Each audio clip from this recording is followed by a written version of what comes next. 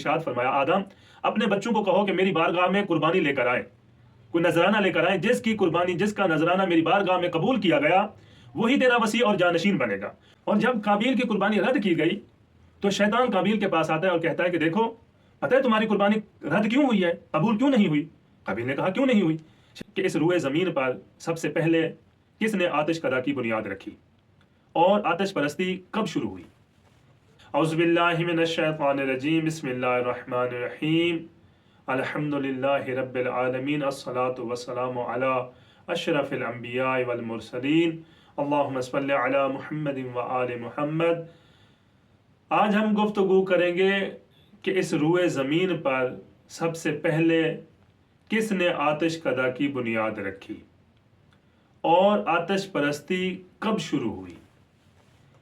जब अल्लाह ताला ने हज़रत आदम अलैहिस्सलाम को फरमाया कि आदम अपना जानशीन मुकर्रर करो और हाबील को अपना जानशीन मुकर्रर करो, और हज़रत आदम अलैहिस्सलाम ने यह इरादा किया कि मैं अपना जानशीन हाबील को मुकर्रर करूं, तो काबिल को जब इस बात का इल्म हुआ कि मेरे वालिद, मेरे बाबा मुझे अपना जानशीन नहीं बना रहे बल्कि मेरी जगह हाबील को जानशीन बना रहे हैं, हालांकि मैं हाबील से बड़ा हूं, मेरा हक है कि मैं जानशीन बनूं, तो इन दो भाइयों के दरमियान इख्तिलाफ पैदा हुआ। काबिल कहता था कि मुझे जानशीन बनाए और अल्लाह ताला का हुक्म था कि हाबील को जानशीन बनाया जाए।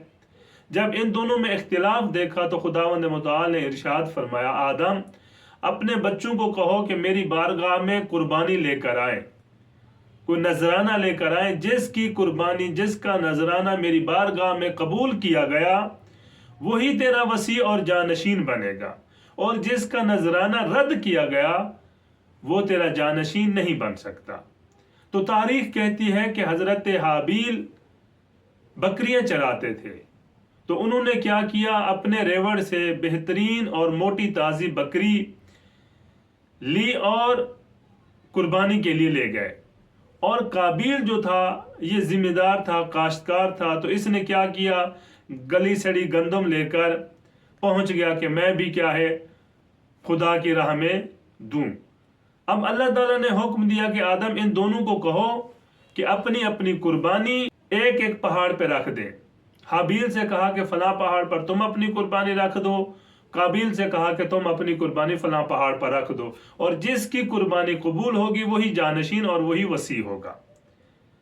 अब दोनों ने अपनी अपनी कुर्बानी रख दी और खुदावंद मुतआल की तरफ से एक आग आई जिसने हाबील की कुर्बानी को जला दिया। बास कहते हैं कि हाबील की कुर्बानी को ले गई और काबिल की कुर्बानी रद्द हो गई। जब काबिल की कुर्बानी रद्द हुई तो काबिल के दिल में हसद पैदा हुआ, और इसी हसद की वजह से काबिल ने जनाब हाबील का कत्ल किया।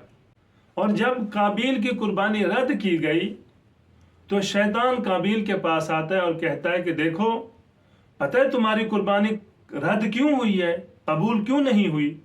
काबिल ने कहा, क्यों नहीं हुई? शैतान ने कहा, इस वजह से तुम्हारी कुर्बानी कबूल नहीं हुई क्योंकि तुम आतिश परस्त नहीं हो।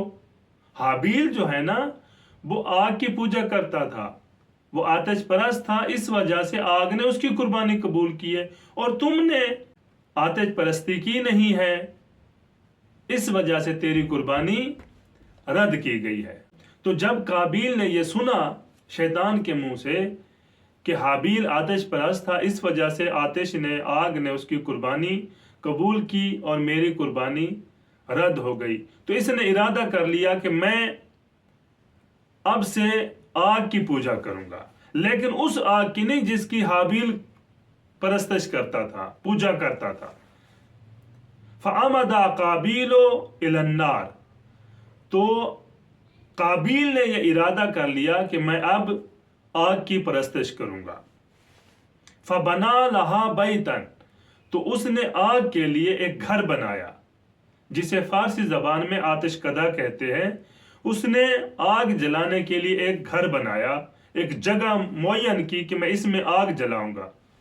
वहुवा अव्वलु मन बना बुयूतन नार, यही वो शख्स था, यानी काबिल वो शख्स है جس نے آتش کدا کی بنیاد رکھی، جس نے آتش پرستی کی بنیاد رکھی۔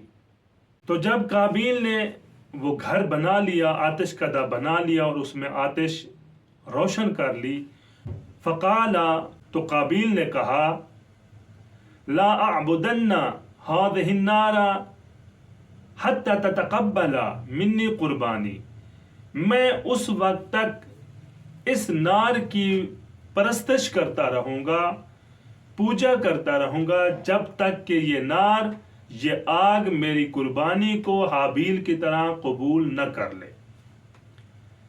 اب یہاں پر ہم نتیجہ نکالتے ہیں کہ قابیل نے ٹھیک ہے یہ تو دیکھا کہ حابیل کی قربانی کو آگ لے گئی یا آگ نے جلا دیا، اور شیطان کے بہکاوے میں آ گیا کہ قربانی کو قبول کرنے والی آگ ہے، لیکن اس کے فلسفے تک نہ پہنچ سکا کہ در حقیقت آگ قبول کرنے والی نہیں ہے، بلکہ یہ آگ اللہ کی طرف سے بھیجی ہوئی تھی اور اللہ نے اس قربانی کو قبول کیا۔ ہم بعض اوقات اسی طرح اکثر مقامات پر دھوکہ کھا جاتے ہیں، جو ہم دیکھتے ہیں بس اسی پر کیا ہے اعتماد کر لیتے ہیں، غور و فکر نہیں کرتے، حالانکہ ہمیں سوچنا چاہیے کہ اس کے پیچھے فلسفہ کیا ہے، اس کے پیچھے راز کیا ہے، نہ کہ جو چیز دیکھی اور فوراً اسی پر کیا ہے عمل کر لیا۔ والسلام علیکم ورحمۃ اللہ وبرکاتہ۔